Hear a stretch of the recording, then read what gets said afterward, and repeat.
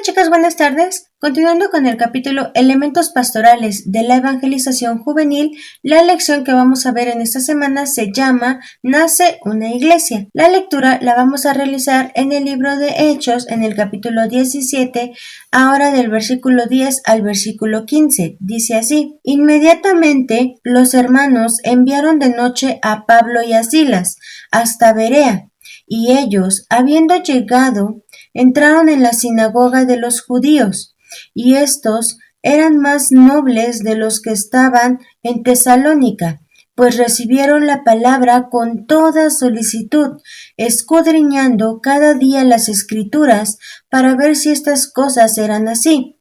Así que creyeron muchos de ellos, y por mujeres griegas de distinción, y no pocos hombres. Cuando los judíos de Tesalónica supieron que también en Berea era anunciada la palabra de Dios por Pablo, fueron allá y también alborotaron a las multitudes. Pero inmediatamente los hermanos enviaron a Pablo que fuese hacia el mar, y Silas y Timoteo se quedaron allí. Y los que se habían encargado de conducir a Pablo le llevaron a Atenas, y habiendo recibido orden para Silas y Timoteo de que viniesen a él lo más pronto que pudiesen, salieron. El propósito de nosotros como cristianos es predicar el Evangelio y que el Evangelio llegue a todos lados. Los discípulos lo habían entendido así y por eso su vida giraba en torno a la predicación del Evangelio. De tal manera que si el Señor los llamaba a un lado o los llamaba al otro lado, ellos iban con muchísimo gusto a predicar el Evangelio. A nosotros Dios nos ha llamado también a predicar el Evangelio. Por eso es de vital importancia que nosotros tengamos una comunión con el Espíritu Santo para poder distinguir la voz de Dios en nosotros, el que nos guía, el que nos dice a dónde tenemos que ir, qué es lo que tenemos que hacer. Bien, mi primer punto es tarea específica. En la lectura que pudimos realizar en Hechos 17, habla acerca de Pablo y de Silas cuando fueron a predicar a Berea, pero dice la palabra que lo primero que hicieron inmediatamente fue visitar una sinagoga. ¿Por qué? Porque ellos sabían que era la tarea principal a la cual el Señor los había mandado. Generalmente cuando nosotros acudimos a un lugar que vamos de viaje, no sé, un fin de semana, lo primero que hacemos no es ir a decir, pues voy a ir a una iglesia, no, sino que decimos, no, pues vámonos al hotel, nos cambiamos y nos vamos a la playa. Pero Pablo y Silas no, porque Pablo y Silas tenían un propósito muy claro y específico. Y sabían perfectamente a qué los había mandado el Señor, a predicar el Evangelio. Y eso fue lo que ellos hicieron. Cuando nosotros entendemos que esa es nuestra tarea principal, no nos vamos a distraer en asuntos que no tengan relevancia, que no tengan importancia. A lo mejor ellos pudieron haber dicho, estamos tan cansados que no queremos ir a ningún lado, queremos descansar o dar una vuelta por la ciudad. No, ellos no hicieron eso. Lo primero que ellos hicieron fue ir a su propósito, a esa tarea específica que les había mandado el Señor, a la sinagoga, a predicar el Evangelio. Bien, mi punto número 2 es necesitados de la verdad. En el video pasado vimos cómo Tesalónica fue más renuente. Era más difícil la predicación porque incluso la palabra dice que Pablo estuvo discutiendo con ellos por 3 días de reposo, pero por el otro lado vemos a los de Berea deseosos de escuchar la palabra. Tenían una condición más humana, podían reflexionar mejor todo lo que se les era predicado. Y aquí vemos cómo Tesalónica fue más difícil de predicarles y Berea fue más fácil por la disposición que ellos tenían. Entonces aquí nos damos cuenta que generalmente no te vas a encontrar a personas dispuestas a oír el Evangelio. La mayoría de las veces vas a encontrar a personas muy renuentes, difícil, necias y va a ser complicado la predicación de la palabra. Pero esas diferentes situaciones entre ambas ciudades no les detuvieron a Pablo y a Silas de irles a predicar el Evangelio. Ellos lo hicieron, predicaron porque tenían pasión por Dios, tenían pasión por el Evangelio, por la predicación de la palabra, y eso fue lo que los motivó. Pero hay una cosa importante que quiero dar a notar.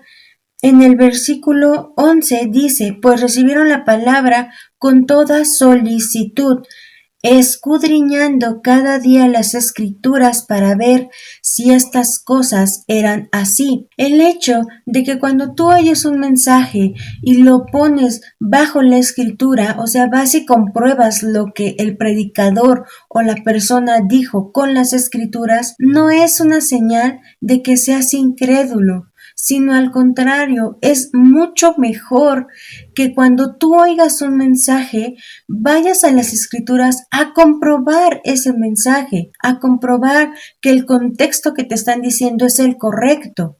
Nosotros como seres humanos cometemos errores y podemos a lo mejor a veces malinterpretar las escrituras o dar datos incorrectos, y es necesario que ustedes del otro lado corroboren que realmente es la palabra de Dios y es lo que está queriendo decir. Por eso hay tantas religiones que se dejan influenciar por personas que están malinterpretando las escrituras. Por eso es tan importante que nosotros escudriñemos la palabra de Dios, y cuando nosotros estamos más conectados con Dios y con su palabra, porque leemos la Biblia, muchas veces cuando escuchamos alguna predicación o cuando escuchamos alguna idea de alguien que esté hablando acerca de la palabra, el Espíritu te habla y te dice, oye, eso no es correcto, eso que dijo lo cambió para su conveniencia, y ahí es cuando dices, a ver, espérame, dijo esto, pero en la Biblia no está. Oye, me dijo tal versículo, sí, pero en el contexto está diciendo otra cosa. Y ahí es cuando empezamos a crecer y nuestra fe empieza a crecer, porque no nos dejamos llevar por lo que dicen los demás, sino que todo va hacia la escritura. La pasión por la palabra de Dios, que se predique correctamente la palabra, es lo que nos va a llevar a escudriñar la palabra y a checar que el mensaje que nos han dado está basado en la Biblia. Por eso te pregunto, ¿qué tanto te apasiona conocer la verdad de Cristo? Entre más sea tu pasión, más vas a escudriñar las escrituras, más te vas a acercar a Dios. Por eso yo les digo que cualquier duda, cualquier pregunta que tengan, pues me lo pueden decir, me lo pueden comentar, y juntos pues vamos a resolver esa duda, esa pregunta, esa inquietud que ustedes tengan. Bien, mi siguiente punto es el fruto variado del Evangelio. En cuanto a lo que estábamos hablando de la pasión por el Evangelio, debemos de ir más profundo en ese conocimiento, no nada más leer por encimita, porque pues sí, uno puede decir, yo leo 3 capítulos al día, y si al final te preguntamos, oye, ¿qué aprendiste de esos 3 capítulos? Te vas a quedar así como de, pues la verdad no mucho, o nada más me acuerdo de esto, o no entendí. Entonces es importante que nosotros desde ahorita empecemos a ahondar más en la palabra de Dios, no quedarnos con lo superficial, no quedarnos con la duda. Vayamos a buscar esas palabras que no entendemos. Date el tiempo de buscar a lo mejor no un capítulo, a lo mejor un versículo nada más, que digas, hoy quiero ahondar en este versículo que vi, que me interesó, me llama la atención, o no le entiendo y quiero saber ¿Qué está diciendo la palabra de Dios? Y ahí es cuando pones ese versículo y dices, a ver, ¿qué está diciendo? El pero esto o para esto. Hazte preguntas.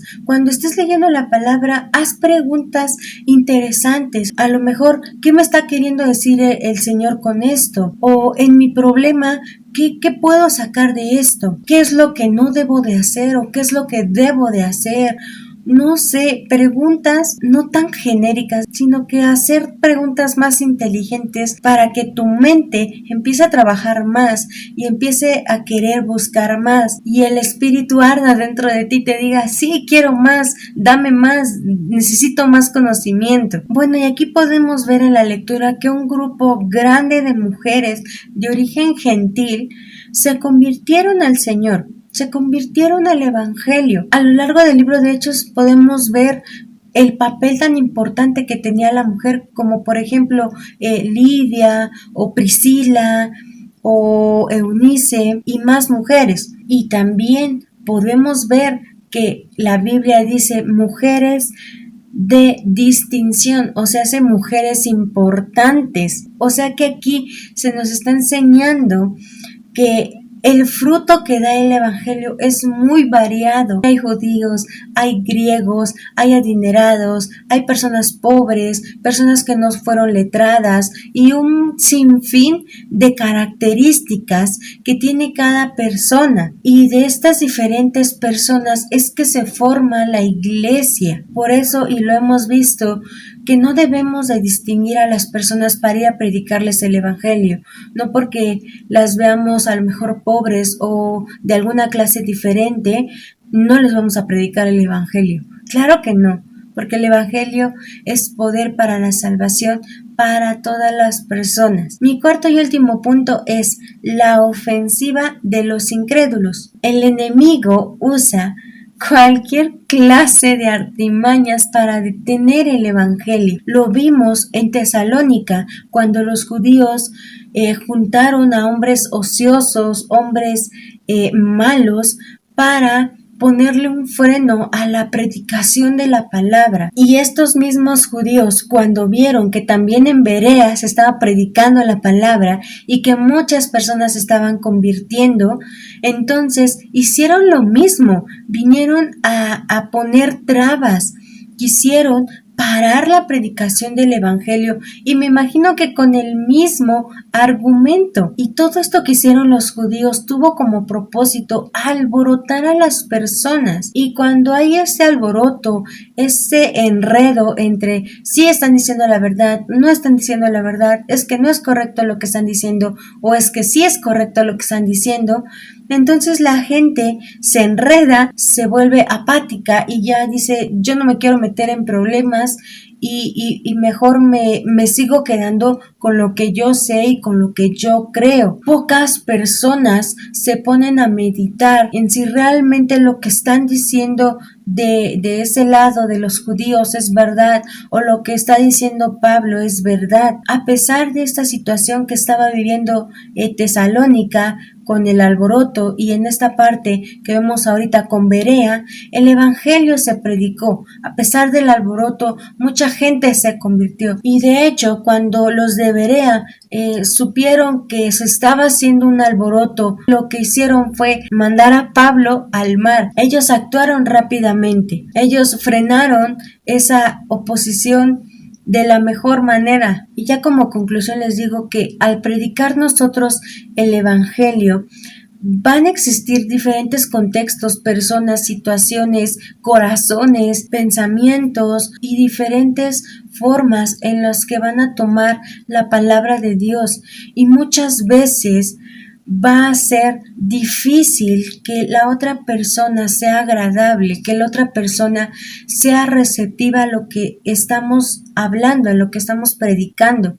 Las personas muchas veces son muy groseras, son muy necias y nos hacen mal a nosotros. ¿Cuántas veces no hemos visto u oído de personas que son perseguidas por predicar el Evangelio, y que esa persona sea martirizada, que esa persona sea muerta, que esa persona pues sea mártir? Pero la palabra de Dios es bien clara en Mateo 5, del versículo 10 al versículo 12, dice así: bienaventurados los que padecen persecución por causa de la justicia, porque de ellos es el reino de los cielos. Bienaventurados sois cuando por mi causa os vituperen y os persigan, y digan toda clase de mal contra vosotros, mintiendo.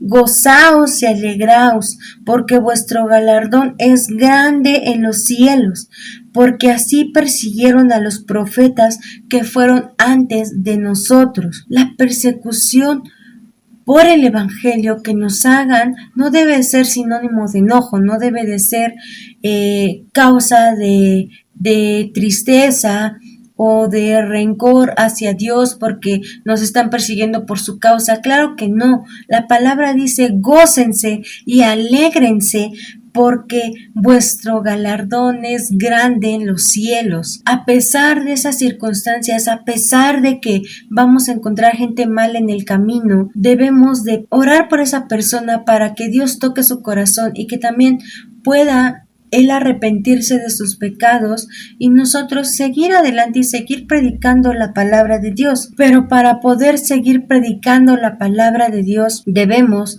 de conocerla, debemos de estudiarla, de tener esa pasión por la palabra. Como dice Primera de Pedro, capítulo 3, del versículo 14 al versículo 15. Mas también, si alguna cosa padecéis por causa de la justicia, bienaventurados sois. Por tanto, no os amedrentéis por temor de ellos, ni os conturbéis, sino santificad a Dios el Señor en vuestros corazones, y estad siempre preparados para presentar defensa con mansedumbre y reverencia ante todo el que os demande razón de la esperanza que hay en vosotros. Debemos estar todo el tiempo preparados para presentar defensa con mansedumbre, con amor, con reverencia hacia la palabra de Dios. Muchas gracias por ver este video, chicos. Cuídense mucho. Dios los bendiga.